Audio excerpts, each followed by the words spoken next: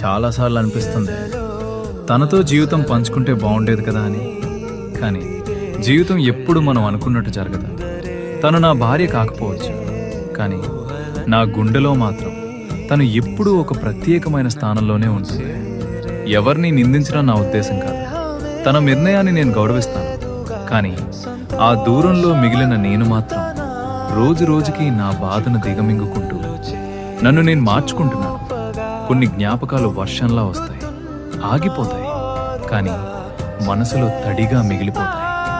తన నవ్వు, తన మాటలు అన్నీ ఇంకా వినిపిస్తూనే ఉంటాయి.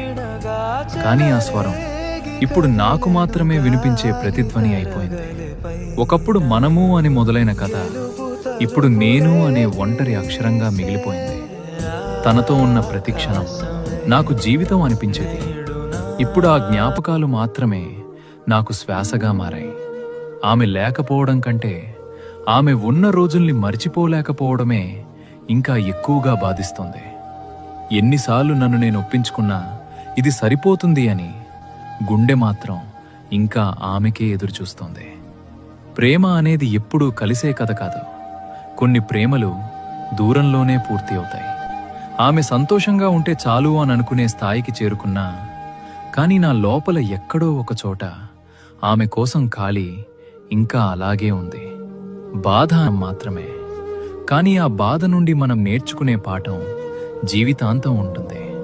ఎవరిని గుడ్డిగా నమ్మకండి, అలాగే మిమ్మల్ని మీరు ఎవరికీ తాకట్టు పెట్టకండి. జీవితం నన్ను ముందుకు తీసుకెళ్తోంది. నేను మారిపోతున్నాను, బలంగా మారుతున్నాను. కానీ ఆ ప్రేమ మాత్రం ఎప్పటికీ మారదు.